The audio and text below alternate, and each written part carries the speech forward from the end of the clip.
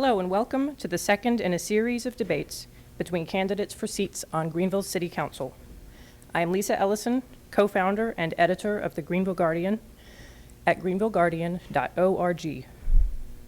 We are a nonprofit, independent online newspaper supported entirely by reader donations, and it is our readers' generous support of public discourse in addressing local issues that has made the staging of these debates possible.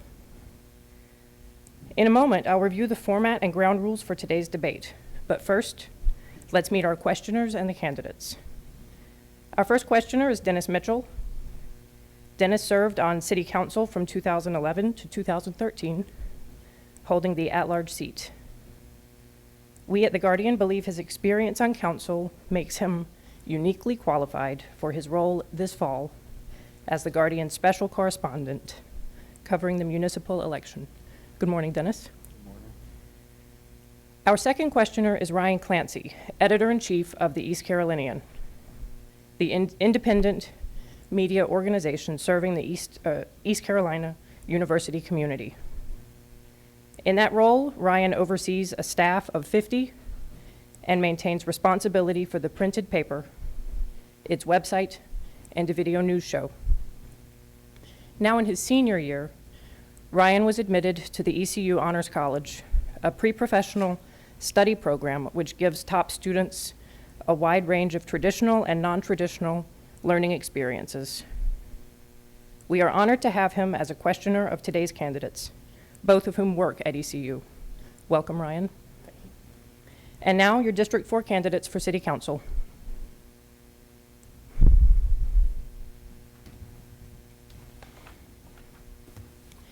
Incumbent Rick Smiley is seeking his second term representing District 4. Smiley is Assistant Director of ECU's Office of Sponsored Programs.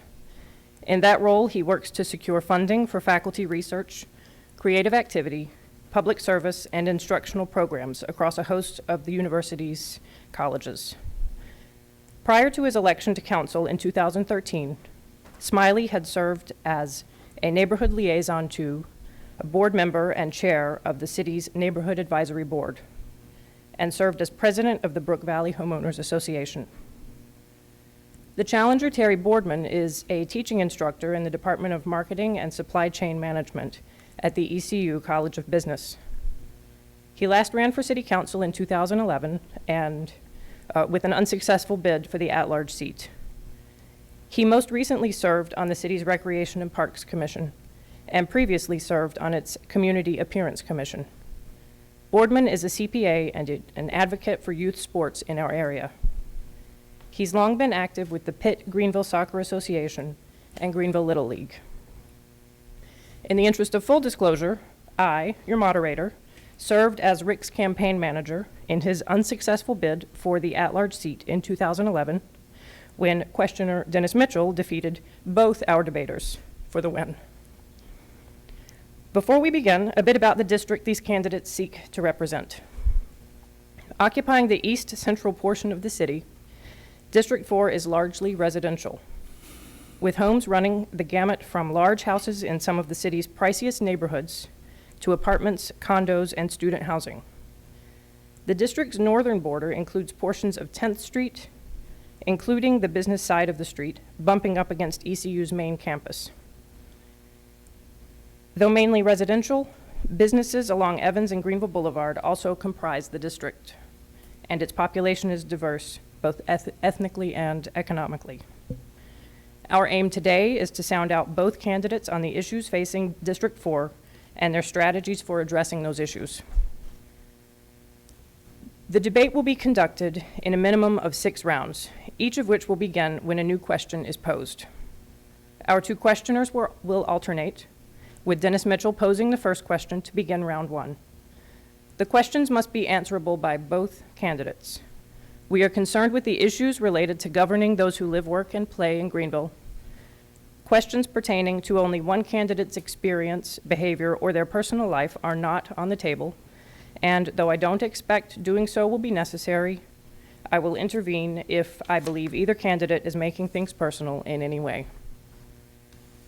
After a question has been posed, the first respondent will have 3 minutes to answer.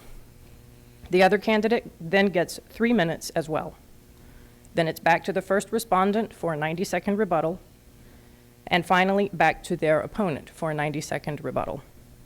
The round is over, and a new round begins with a new question from the other questioner. The candidate responding first in each round will alternate, just as the questioners do. As determined by a coin flip a few minutes ago, Rick Smiley will respond first in round 1. I will keep time for the responses and rebuttals, and will say 30 seconds when necessary, so candidates know they must wrap up. I will also cut off candidates if they exceed their allotted time. We have allotted roughly 55 minutes for questions and answers, and we'll take a 10-minute break midway through, which, consider yourselves warned, I will also be timing. We will resume promptly after 10 minutes have elapsed. Though we will have a minimum of 6 rounds, we will add rounds if time permits, and will wrap up the question portion of the debate after roughly 55 minutes. We will then move to closing statements, with both candidates having 3 minutes, and the order determined by a coin flip. So, candidates and questioners, are we clear on everything? Yes. Okay, we're ready. Let's stay focused on the issues, candidates, and good luck to both of you. Rick Smiley answers first in this round, and here's Dennis Mitchell with the first question. Good morning. Good morning. And we'll start with something a little easy. I mean, Lisa did give an introduction, a brief introduction to you guys, but in your own words, tell the voters a little something about yourself and why you feel you're the one most qualified to serve the citizens of District 4. I was born in Greenville, and I live here now. I've lived here, and my children I'm raising my children here. My children go to the same schools my parents went to, it turns out. I've said from the beginning of getting involved in politics was that I wanted Greenville to be a city that my children could raise their children in. And that's the touchstone I use whenever there's a decision that needs to be made. There are several things that we have accomplished on City Council that I'm pleased with. We have made the city more sustainable by creating a facilities maintenance plan. We have been very active in economic development, and I think we've seen in the paper in the last few weeks that there have been a number of very interesting and likely very valuable developments that have happened, specifically on Dickinson Avenue. There have been, I think we've got a much more precise and workable budget than we had a couple years ago, and that's been partly due to my efforts. And so the reason I, believe I should be reelected is that I've done good work, and there's good work to be done. That work includes sort of conquering the last of our sustainability issues in the city. If you look back over the last few years, we've had issues where the way in which we were addressing problems could not be sustained over the long term, and those included post-employment benefits, the sanitation fund, the way in which we deal with vehicles, the way in which we deal with our facilities. The last one is probably transportation, that over the last 10 or 15 years we've not done a particularly good job of making sure we were putting money into our transportation system on a regular basis, year by year. And so that's a challenge we need to meet now. The good news is that every time we've developed a solution to one of these sustainability issues, future councils have been willing to stick with those solutions. We don't have people going back and unwinding solutions that previous councils have faced. If we can do the same thing with transportation, which is to build up over the next couple of years to a level which is fully sustainable, then I think that we can create a model that future councils will be willing to stick with as well. So that's the work that needs to be done. I think I'm well situated and well experienced to do that work. So, Terry? My name is Terry Boardman. I have been in Greenville for 35 years. I raised my children here. I was a Little League coach, Boy Scout leader type. actively involved in my children's 20-plus years here. They now live in Greenville. Unfortunately, their quest for jobs took one of them to Wilson with BB&T and the other one to Rocky Mount with Pfizer. One of the things that bothers me a whole bunch about Greenville is that we do not have the growth that is necessary to keep some of the graduates from ECU here, and I have been fortunate that my boys have been able to find jobs within commuting distance. But one of the things that I want to do is I want to increase the number of job opportunities for these excellent graduates that we're getting from ECU. And right now, quite frankly, we do not have the professional jobs in this town necessary to keep them fully occupied, and they have to go elsewhere. My purpose in running for office is to get more financial monitoring in the city. I have found, and I have studied these financial statements in detail, including those of Greenville Utilities, that the city has an enormous amount of money that is right now doing nothing. It is collecting interest at 0.29%, 0.25%.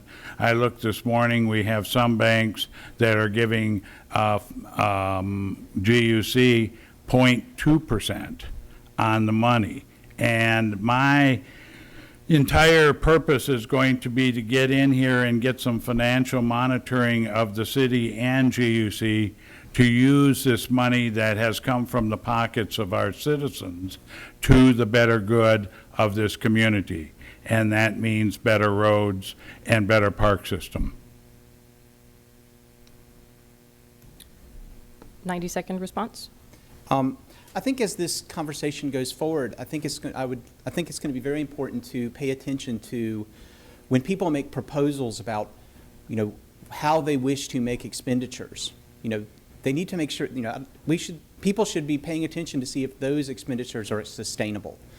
I think one of the things you're going to hear my opponent talk about on a regular basis is a need to go into our savings accounts and the savings accounts that we don't, of other entities that we don't legally have access to, take that money and spend it. I'd encourage everybody to listen and see if they hear any sort of plan for making that sustainable. You can only spend a savings account once. And if somebody's going to put forward a financial plan, and if somebody is going to make claims that they have studied in detail anybody's financial system and financial records, then they should be ready to make very specific proposals about how they're going to make the budget balance going forward, not create a deficit spending model that can only survive for maybe a year or two. I want to point out that over the last 2 years, the present council has increased fees and taxes 12 times. We've had increases in sanitation fees every year over the last 3 years. We've had increases in stormwater fees over the last 3 years, each year. We have had increases on property taxes that were subsequently, 1 cent was subsequently rescinded because it was a knee-jerk response to a non-issue. The only way that you're going to solve the fact that we have many, many increases over the last 2 years is to have effective financial planning. At this particular juncture, we do not have that. Okay, on to round 2. Terry Boardman answers first, and Ryan Clancy of the East Carolinian will ask the question. All right. There's been obviously a increase in students and just people in general in the Greenville area. I think this year ECU had its highest enrollment it's had ever. As it keeps increasing, there's a lot of intersections or areas throughout your district and throughout Greenville as a whole that are very dangerous, that have a lot of traffic problems that are really kind of, I guess, concern for students and concern for really anyone who lives in the Greenville area. And so I guess my question is, if you were, for the city council, what would you do to sort of improve safety in a lot of these areas, or just traffic flow in Greenville in general with just the increased population? What would you do to improve safety in those areas? I can appreciate where you're coming from in that regard. I do travel all these roads as I go to ECU and back, and quite frankly, you're absolutely correct. Even at 6 o'clock in the morning, 6:30, when I go from the parking lot at the bottom of the hill over to my office across 10th Street, it is like avoiding traffic that's going 50 miles an hour down, and that is just not acceptable. And as I was going through there the other day, I thought, you know what, just a couple of more stoplights around ECU would slow that traffic down significantly. Now, I do understand that that is a state road, but that is no excuse. And one of the things I've heard over and over and over again by this council is that we cannot do anything with state roads. I bump around 10th Street just like everybody else does, and it's got potholes in it, and the answer I get back from the city is, that's a state road.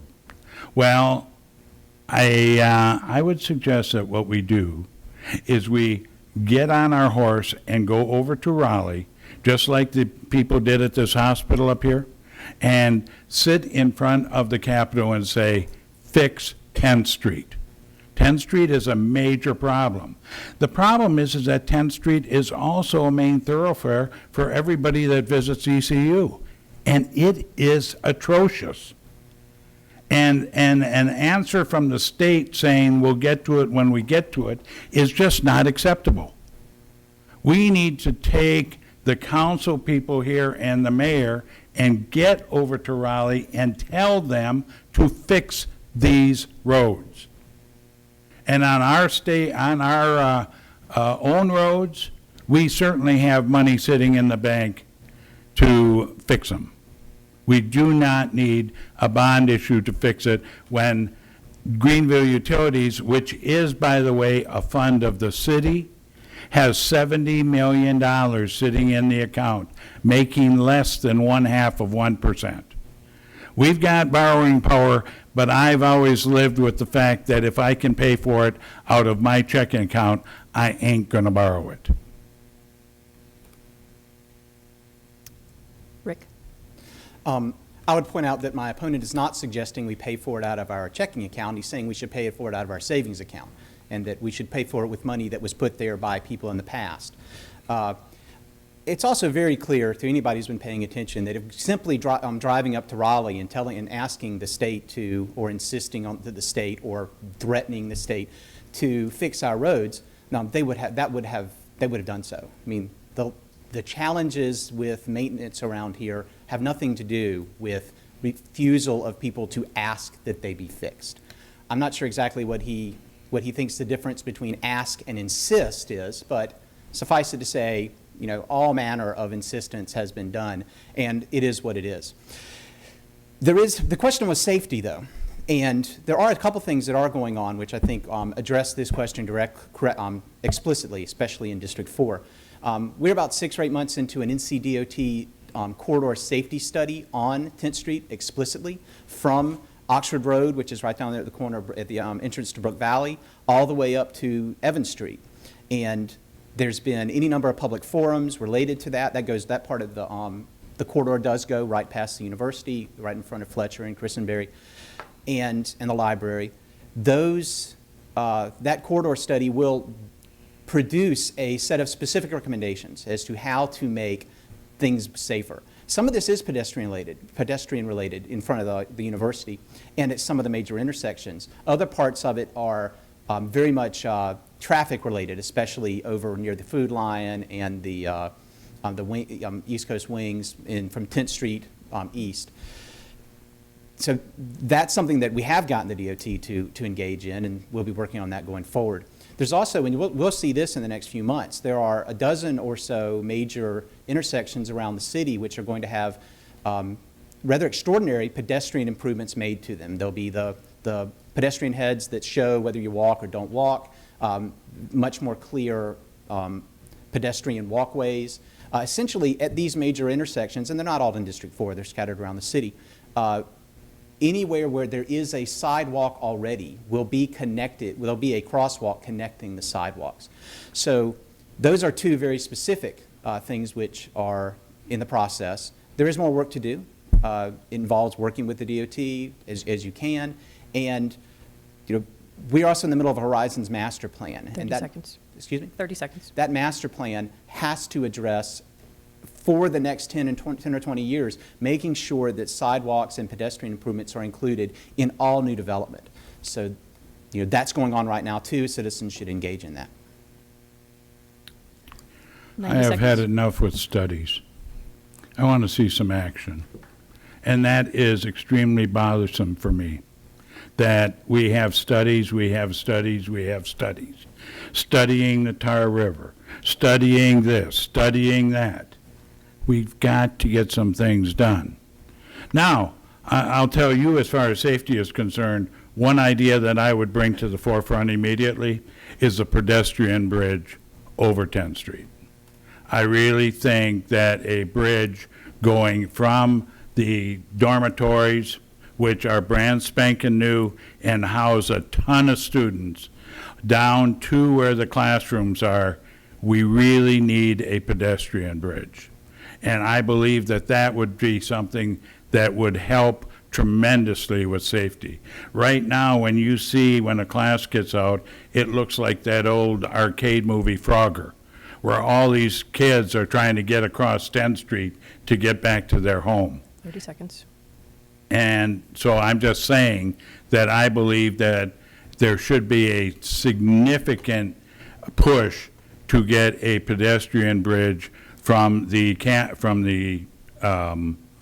home side, the dormitory side, over to the classrooms. 90 seconds. Pedestrian bridge over that part of the 10th Street has been suggested many, many times over many, many years.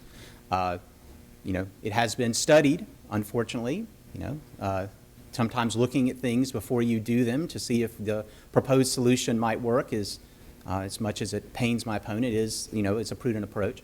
And, it's simply been found that those types of bridges in those situations don't work. It's too easy to simply walk under them and walk across the road. So that is that's a state road. They would have to approve it, and the best advice we get from professionals is that that's not an effective answer in that spot. I'm not in the business of ignoring expert advice from professionals. We'll take one more round before we go to a break. Rick answers first, and Dennis will ask the question. Okay, wow. Let's keep it in a hot button issue, shall we? A question regarding greenways. Should the greenways be included in the bond referendum that's coming forward to citizens in November? Of course it should. I have been in the process over the last couple of years of having to recruit people to come to Greenville and work in my office on a regular basis. The work my office does can only be described as arcane, and people with those skills, usually are found at other major research institutions. When we try to get them to come to Greenville, they ask immediately, tell me about, can I bike to work? Tell me if I can walk around this city. Does this city have an active nightlife? Does the city have a music scene? The young professionals that we need to come to this city are not interested in the types of things that people were perhaps interested in 20 or 30 years ago. They have a 21st century view of the way a city should work. And that includes walking options, biking options, greenways, and the ones that I have recruited to come to this city have all said, hey, the greenway is the best thing going in Greenville. So they're out there walking on it all the time. When I talk to people at Free Boot Fridays and I say, hey, we have a bond coming up, these are the things that the bond will support, and I talk about street maintenance and doing street improvements to thoroughfares and sidewalks, and then I mention greenways, that's when their eyes light up. They immediately say, excellent, I love the greenway. Tell me more. people aren't attracted to a city because your roads are smooth. They're attracted to cities because they're neat places to be. Great cities are characterized by great public spaces. That means, nice shopping thoroughfares, outdoor dining, greenways, parks, museums. These are the types of things we have to create in Greenville if we expect to attract, young, talented people to live and stay here, and to attract the businesses, the 21st century industries that want to employ that type of young professional. Terry? The question was on greenways, I believe, correct? Should the greenways be included in the bond? Yeah. No, they should not be. In fact, I'm not in favor of the bond at all. And the reason for that is twofold. Number one, I looked at the, and I shared this with the city council, and they totally ignored it, which is what they do with many of the things that people share in this community with them. I said, look at Raleigh and see what Raleigh did. Raleigh did a transportation bond issue for roads. It was of significant magnitude, of course, because Raleigh's Raleigh. And it passed.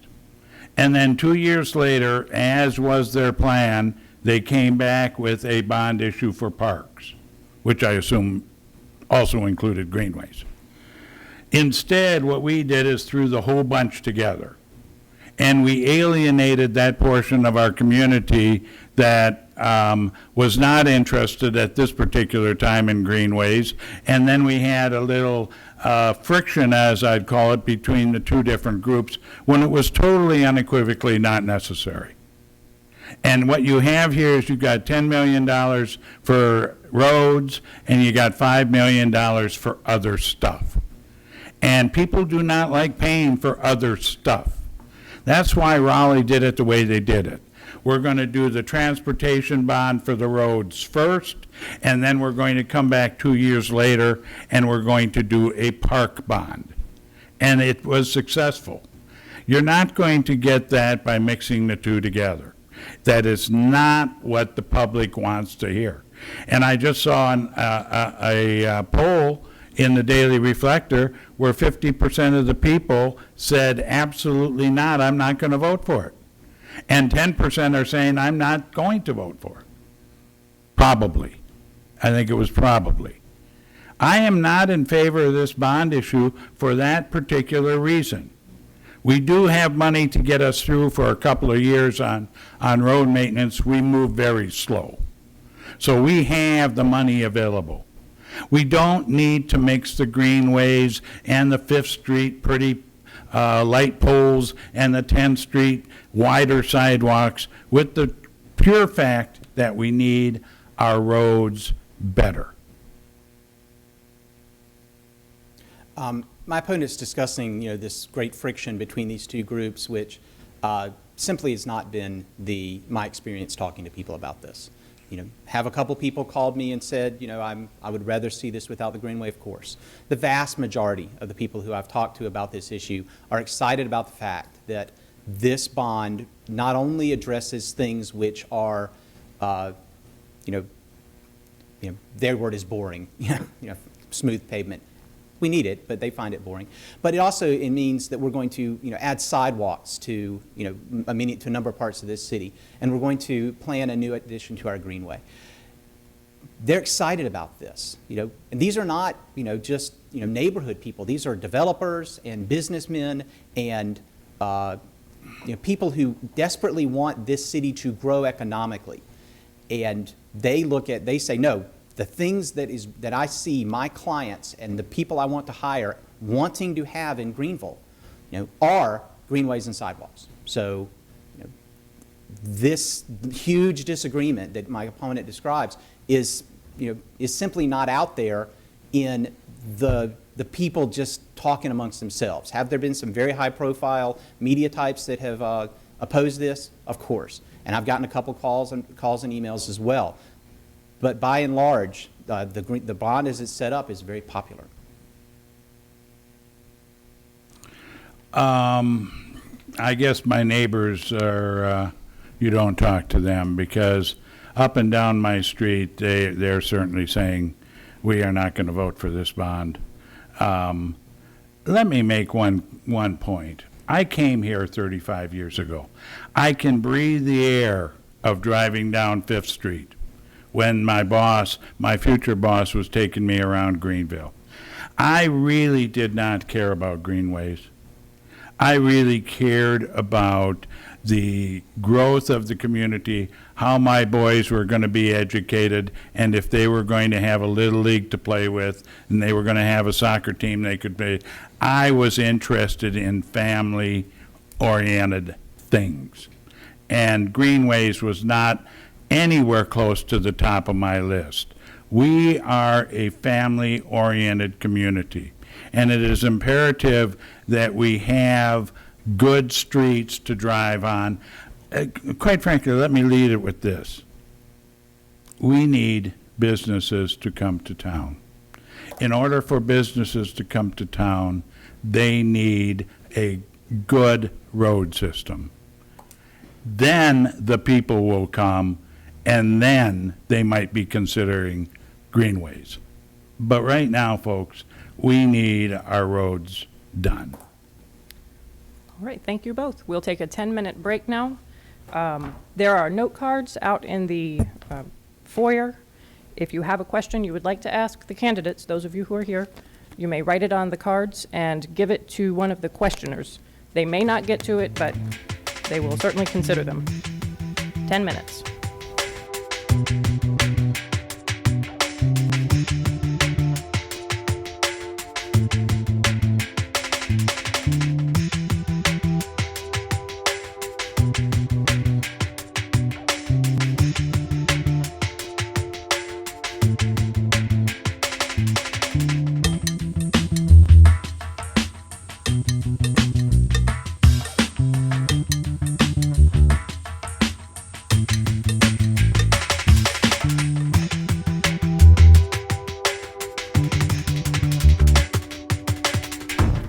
Break is over, and we're back for round 4. It is Terry's turn to answer first, and Ryan has the question. All right. So there's recently been, I guess, a large increase in a lot of areas of in-student housing in your district. I know there's a new complex that went up near the landing. There's been a lot of increase, I guess, in student housing. And so I guess kind of wondering in the future, where are you seeing that going? Are you seeing an increase in student housing in your district? Or are you kind of thinking that with so much being built everywhere, I mean, the boundaries, so much is built, that's kind of leveling off, and that we might be kind of seeing, either, I guess the question is, do you see it still having it increasing in your district, more student housing being built, or you think that at this point we're kind of get to the point where we have enough?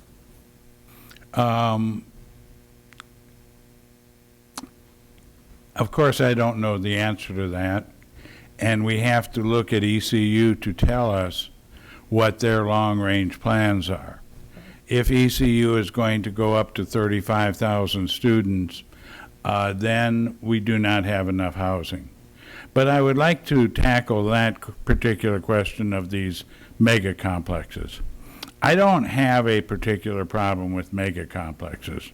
I do have a problem with them not being properly managed. And by that I mean that the city, if it's going to approve these mega complexes, it has to put some requirements for security between the night hours, because that's where I think we have a lot of problems. And if they're going to build a 500, 600 apartment complex, I believe they should be required under the ordinance of whatever to have security in there during a particular period of time. And that, I think, is one of the things that I'm finding is a shortfall right now, is that, of course, we got Copper Beach over there, and we got a number of other ones, and I do not believe that there is any requirement, there could be, but I've never heard of it, a requirement that they have a human being assigned to security during the hours of 9 o'clock in the evening and 4 in the morning, because that's when these problems occur. Can we control how many mega complexes are going to be built? The answer is no. We can't do it. If it's zoned for it, they can certainly put them up. If we're going to go to 35,000 students, we're going to need them. all right, because we do not have the housing for that. But it's really a question of what ECU is planning to do over the next 10 years. And I haven't heard what their plans are. The answer is, will there be more? I mean, the question is, will there be more large student housing built in the close, I presume, in the close environs around the university? That's an answer the market will answer. I suspect it will be. I think one of the things we've seen, when you look at a number of the cities like Greenville, and if you talk to people who are experts in this, they say that, that students today and young professionals as well want to live in urban environments. They want to live close to campus where they can ride, where they can walk, where they can bike. We've seen that a number of developers in town are responding to those trends as well. And these are people who are experts. They're willing to put their money where their mouth is, so presumably they have some good idea as to what the trends are. So, and what you've seen with the Boundary and this sidewalk development, of which is what's coming in on Dickinson Avenue, are examples of people who are willing to come to Greenville and invest in the type of housing that young people want to see. And I would imagine we're going to see that continue. 90-second rebuttal? We have to be very careful, though. I just saw at one of the major cities in North Carolina that there's some significant concern about areas becoming too dense. And I also did see a article on Dallas, Texas, where their downtown is being really looked at as having some green spaces. And we cannot put these complexes right on top of each other. We have to allow for a little breath, a little room to breathe, a little green space. We can go from not having anything to being way too dense if we don't monitor this carefully. I think that if you look at the best cities in the world, the places we'd like to be, they're very dense. People living in close proximity to each other, is where you get the best music scenes. You get the best entrepreneurial scenes. You get the most innovation. So density is something to be desired in Greenville. A lot of our challenges are related to the fact that we don't have density here. When you don't have density, you can't afford mass transit and things like that. My opponent speaks of wanting green space, but he's opposed to greenways. So I don't understand. I think there's a little bit of hypocrisy there in his approach to municipal planning. Okay. In round 5, Rick will answer first, and Dennis will ask the question. I guess a public issue that you guys have shown disagreement on has been the GUC rate increase. And I'm probably going to get a little trouble being a GUC commissioner asking this question. But can you guys talk a little bit about your philosophies on should the city have taken the whole 16% decrease in the GUC rate, or should we have done what the council and GUC agreed to do, is spread over 5 years, 5%, 7%? Thank you. The Greenville Utilities Corporation Commission is, for 100 years has been governing itself. They built their own supply. They built their own facilities. They've managed their rates, and that's the way it's set up. They have a charter from the state of North Carolina which authorizes them to do that. They've done an exceptional job. GUC is, one of the finest institutions that the people of Greenville and Pitt County have created in the last century. The people on GUC spend all of their time. The people appointed to the commission spend an extraordinary amount of time studying their needs, studying the cost of their power, figuring out what types of cash they need going forward. And it's ludicrous to argue that the city council should look at that for 2 or 3 hours and overrule that. We don't have the authority to set a different pace, a different rate, and it's really not a good idea for us to begin imposing political considerations on the operation of the utility. The utility's been doing a great job for a long time. The people who work there are expert and committed, and council is unlikely to do a better job than they are managing that asset. The city of Greenville and city of Fayetteville are the only ones that have an organization such as GUC. And it was created 100 years ago for God only knows what reason. But a lot of things were created 100 years ago that are no longer appropriate. And this is one of them. That we have to take a hard look as the city council of the relationship with GUC and spend a little bit more time monitoring the operations of that facility. To specifically talk about the 15%, I was appalled. Rick made the motion to not agree to give the citizens of this community 15%, but only to give them 7%. And take the remaining 8% and put it into a rate stabilization fund. Well, the real way that that's done is that they just gave every individual in this town an 8% increase in their utility bill. It was not giving the discount, it was raising the rates up. All the other cities around here, Wilson, New Bern, 14, 12, 14, 16. Wilson was 17% discount. And they say, aren't we wonderful people? We are not going to have an increase maybe for the next 5 years. Well, no, you just increased our rates 8% right now. By not giving us a discount, you merely raised our rates 8%. Now, I talked to a business person, a restaurant person. His electric bill is $4,500 a month. If he would have gotten the 15%, he would have saved another $360 a month, which he said he was going to plow back into his employees. All right? Hire another employee. Do something like that. We took money out of his pocket, that 8%. We took it out of his pocket. We are taking it out of every individual, low-income people, all of these people. We are taking money out of their pocket. And the bottom line, folks, is GUC did not need it. They've got $70 million sitting in the bank right now. Fully $30 million more than even Duke proportionately would have. They did not need the money. They could have spread it through this community. $13 million would have went into the restaurants and other areas. 90 seconds. My opponent's making some deceptive statements. It was what GUC passed was not an 8% increase. It was a 7% decrease. So everybody's utility rates went down.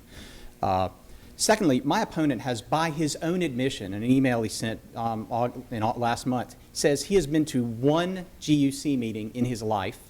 He does not read their agendas. He does not read the minutes of their meeting, and he does not read their monthly financial reports.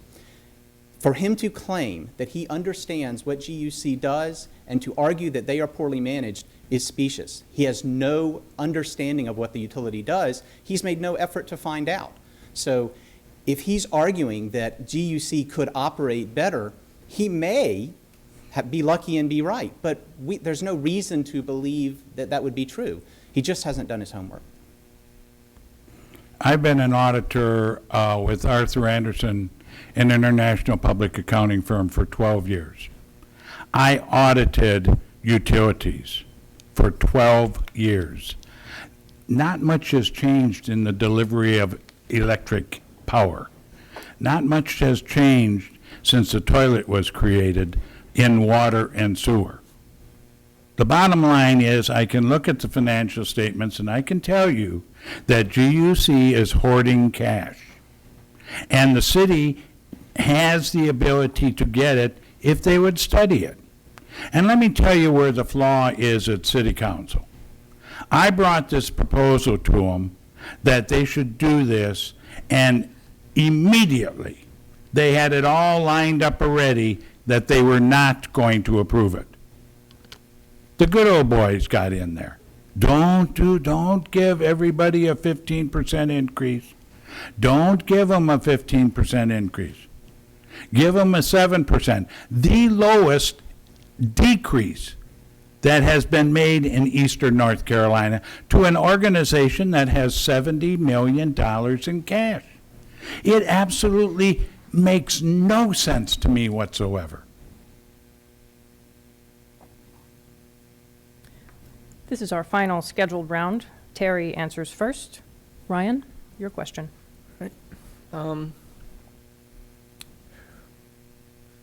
For my question, I guess my last question would be, as far as going for, students, in your district, District 4 is a lot of students, and, as city council, it's something you definitely have to deal with.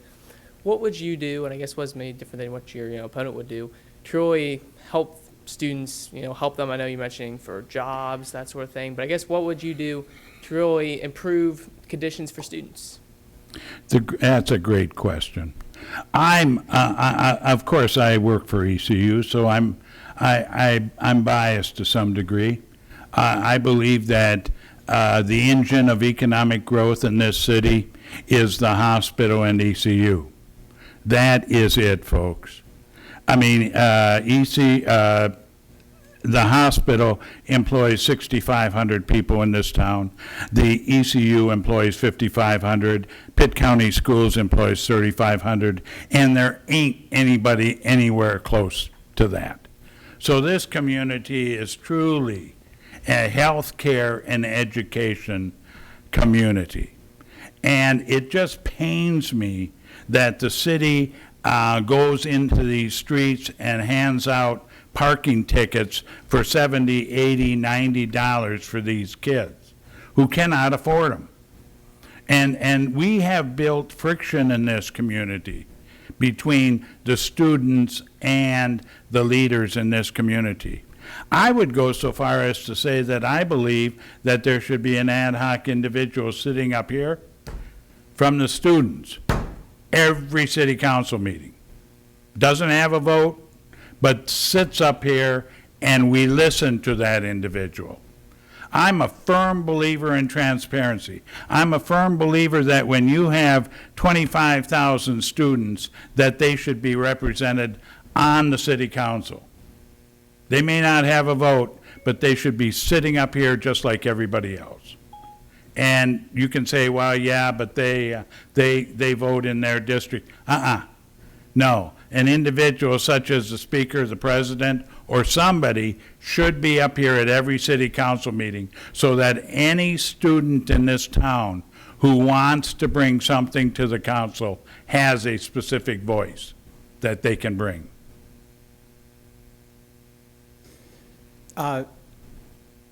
Students and young professionals that we wish to be in this city and stay in this city and to contribute to this city, make it clear what they want. They want to be a city that is vibrant, that has the type of things that appeal to young people: art scenes, music scenes, good public spaces, greenways, parks. Those are the types of things that we should be promoting. We also need to make sure that there are good jobs that they can have here.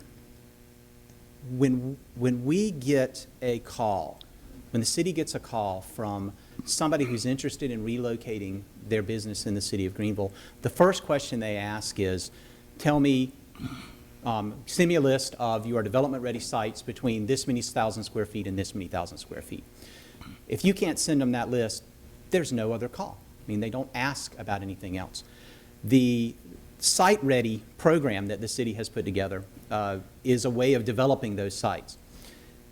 And we are funding that and making it possible for people to develop those sites, which is to say, it's a twofold issue. We need to incent industries that are 21st century industries with the types of jobs young people want to have to come here, and we need to make it exciting and desirable for young people with those skills to come here, or if they've come here to go to ECU, to stay here. So my thoughts about your question relate to making sure that we make make Greenville the type of city that young people want to come to and that firms that want to employ young people want to locate in. 90-second rebuttal. Students are the lifeblood of this community. There is no question in my mind. All you have to do is be here during the summer and come back October, and you will see the vibrancy that they bring to this city. They are absolutely critical, and it is up to this city and the adults in this community to welcome them and work with them and do things like a pedestrian bridge across 10th Street. Make life safe so that they can live comfortably while they're here. It is absolutely imperative that we work closely with the students. 90 seconds. My opponent says that students are the lifeblood of the city, but his belief as to what students are like seems to be based from 30 years ago. When he talks about he drives through town and he remembers the way things were 30 years ago and thinks, we've got to make it like that. When he talks about the utility and says, the utility is, I remember that not much has changed in 30 years. This sort of approach is, the people of today, the young professionals that we want to come to this city are not like his generation. They want a different collection of things. And we need to focus on providing what they want, not what we think people might have wanted 30 years ago. That completes the question and answer portion of our debate. And it's time now for closing statements. As determined by a coin flip earlier, Terry Boardman will begin. You have 3 minutes. Thank you. My platform is stronger financial monitoring. My platform is for the people in this community to reap the benefits of proper management at the city council level. And that means when we have the ability to give them a 15% discount in electric rates because the city got a 15% discount, that we should give it to them. We are not in the business of hoarding cash, all right? And we are not in the business of making sure that our GUC is absolutely unequivocally flush with cash. Our job is to make this town the first-class city that it can be. And to do that, you do not take productive cash out of the economy and put it in a bank. I like Greenville. I've been here for 35 years. I am not a native, but I have invested a significant part of my life in coaching Little League, in doing various and sundry aspects of it in order to make it a very nice place to live. And we've got some issues. We cannot sit here with tens of millions of dollars in cash in the bank doing nothing and then turning around and saying, taxpayers, we want you to give us another $14-15 million. That, by the way, that bond issue coming up is going to cost us about $5 million in interest for something that we have sitting in the bank collecting 0.25% right now. So yes, we've got to get a closer relationship with GUC. We've got to monitor what they're doing. They are a big part of this community. They're owned by the taxpayers. And the charter says that we, the city, is responsible for GUC. GUC is our responsibility. If they go and they go down the tubes, the taxpayers of this community have to come to the forefront. So yes, it is an active part of this community. It is the city council's responsibility to monitor to make sure it's properly managed. We cannot have appointed board members doing policies for a $200 million commission organization. The city council must look over it. We are the ones that basically, the city council is the ones that are basically responsible for it. Thank you. And now our final closing statement from Rick Smiley, 3 minutes. My opponent is, most of his comments seem to come back to the Greenville Utilities Commission. Greenville Utilities is a separately chartered entity. The state of North Carolina created it as a, so Greenville doesn't have the authority to go in there and take its money. I don't think it'd be a good idea. As he correctly says, we don't want if utility goes down the tube, then we got a big problem. I don't know how you can say that and then in the next breath say, but we should go take all their cash reserves and spend them for our needs. Either you think the utility needs to be strong and robust and well managed, or you don't. And the things he's saying don't lead to that.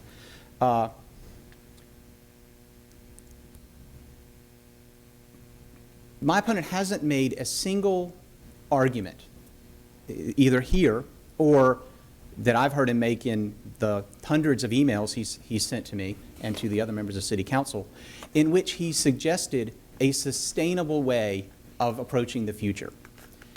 Every suggestion he has is related to taking some amount of money which has been saved by the people who came before us and spending it on some need that he thinks we have now.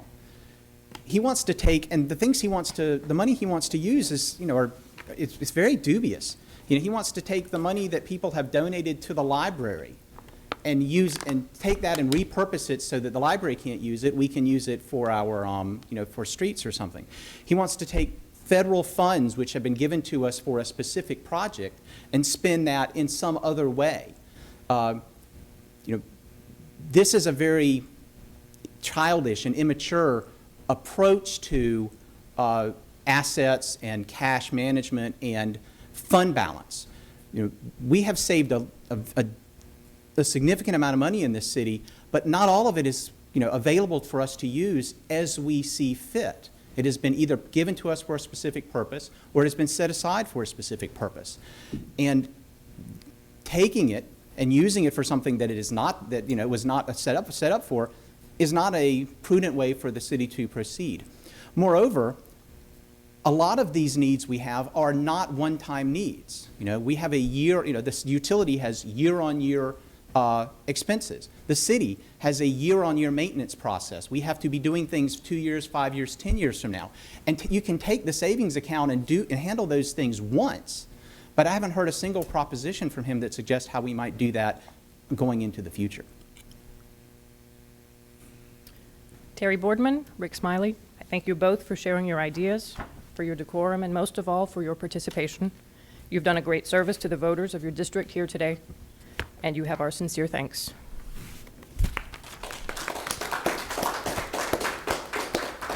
Questioners, fantastic job.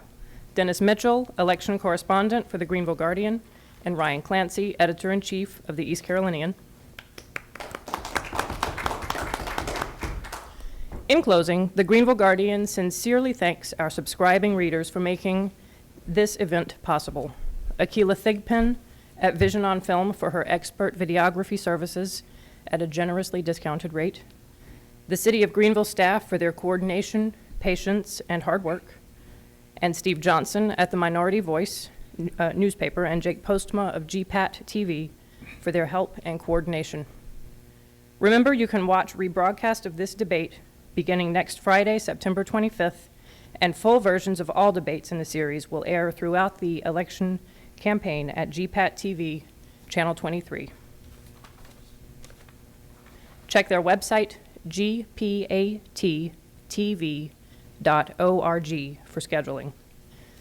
And be sure to visit greenvilleguardian.org for information, continuing coverage right through Election Day, and to support our nonprofit work for the public interest.